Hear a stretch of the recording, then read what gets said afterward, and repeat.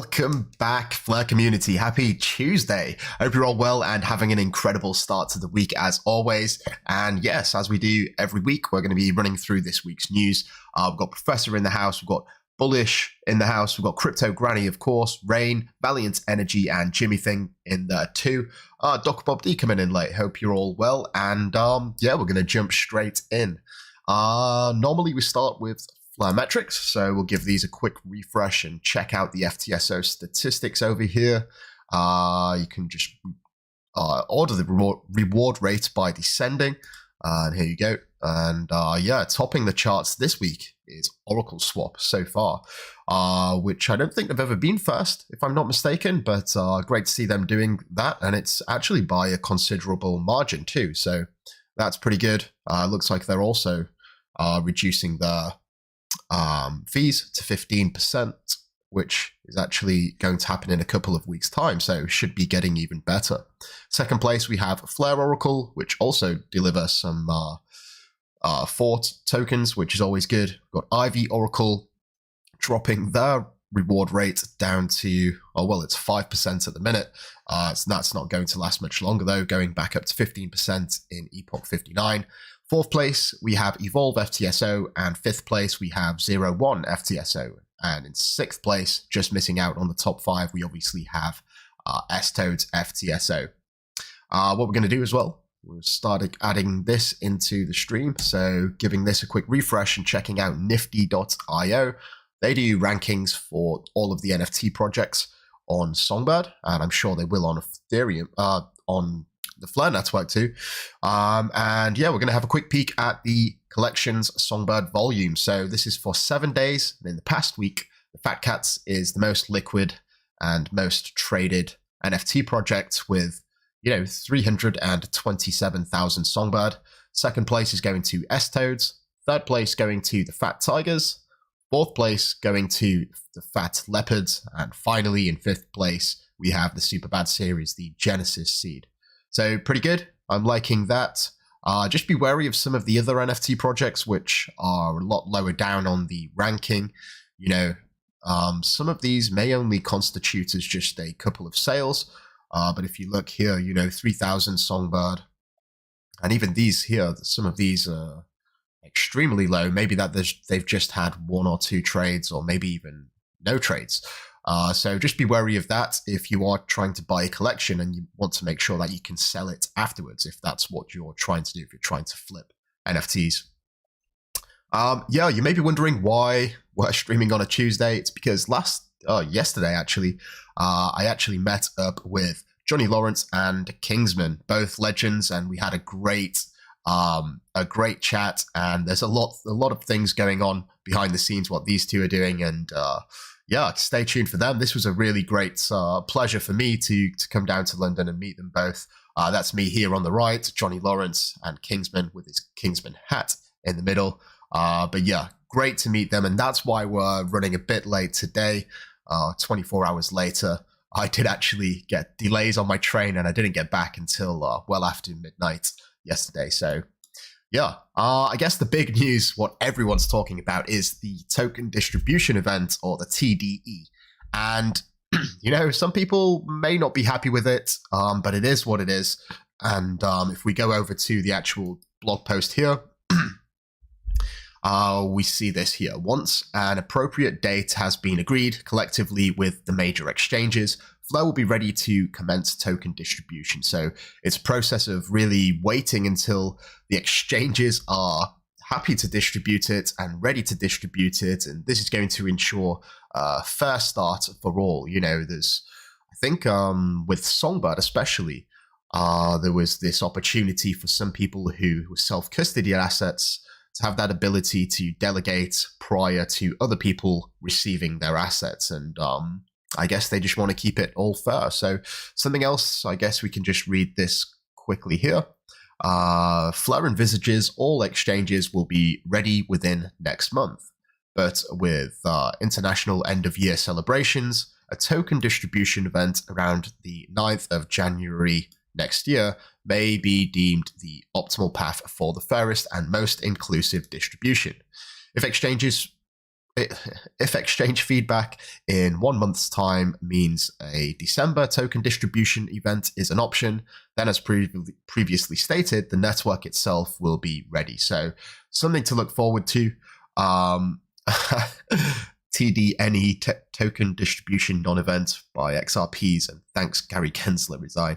Yeah, that's what it is. You know, we can't really change it. At the minute, we're just waiting for the exchanges to get ready. So it is what it is. And yeah, if we look at this document here, this is from FTSO EU. We can see that the decentralization of the network itself is actually good to go. And we have Seg here.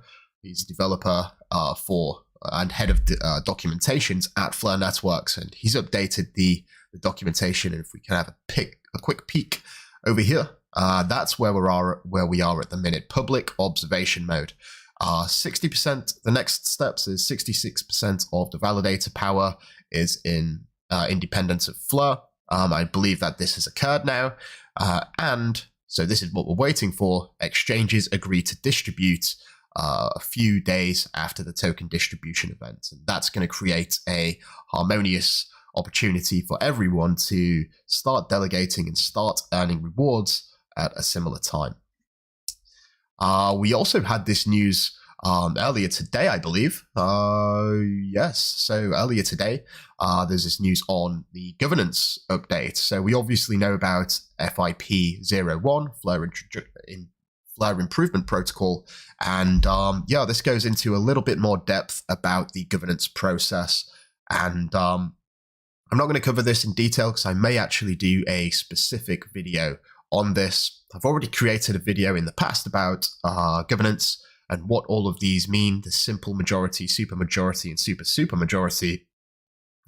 They all basically just represent certain thresholds of vote percentages, which will allow them to be enabled. So in these ones, you don't need as much votes to be implemented compared to these ones and these ones. So yeah, it's a really good document actually, and Songbird is actually going to be a strong proponent in passing various proposals for the FLR network. So another use case for Songbird, and we did know this for quite some time, but this document just elaborates on it.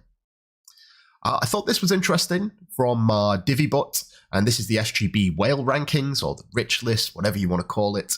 And this is basically the statistics. So if you're in a certain bracket, you can see how many or which percentile you're in, or the number of wallets. Obviously, some of these higher ones are wallets of like the FLR Foundation, for example, or big entities. But as you go down, you can see that there are many people holding, you know, for example, less than 1,000 Songbird.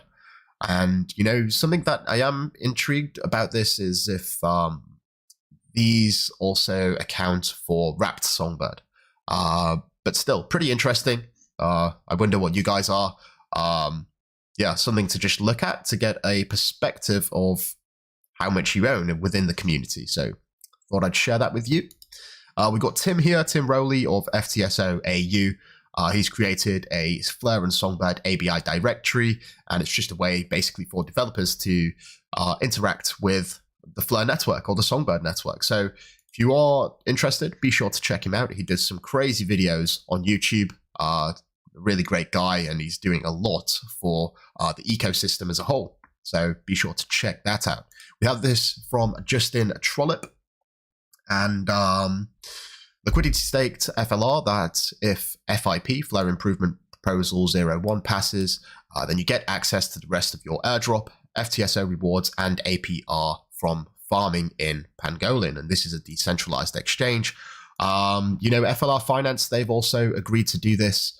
And it's basically what they're doing right now with Songbird. So it's just a mechanism to distribute, I guess with Songbird, it's just the delegation rewards, but they've also announced that they're going to provide support for distribution rewards if this improvement proposal passes. So, yeah, for those who don't know, I have created a new series, and this is for the Patreon members, and basically it's going to be a a blog post series. Well, not a blog post, just like more like a podcast. And each episode, I'm going to ask you guys what you want to talk about and comment below on YouTube. And then a week later, I'll create the next one, but I'll also be revealing this to the public as well. So for everyone else in the community that's not a Patreon member, you will get to see this just a week later. But if you do want early access, be sure to check out the Patreon group. A new app coming from Solidify. Pretty cool name. Yeah, they're basically going to be a competitor to Bifrost. Maybe not with all of the different tokens like other EVM compatible chains, but they're starting with XRP, the Songbird network, and the Flare network. So the holy trinity, if you will. But yeah, they're also going to add NFT support too. So yeah, that's a self-custody option that some people may want to check out. I'll definitely be giving it a look, a little bit of a try. I mean, the UI from this picture looks pretty good. You know, delegations and all that good stuff. And I did see in the comments below that you can actually also add trust lines and things like that, which you can't actually do with Bifrost at the minute. So yeah, maybe I'll make a comparison in the near future. This is coming out in November by the looks of it. So yeah, stay tuned. Hex Trust.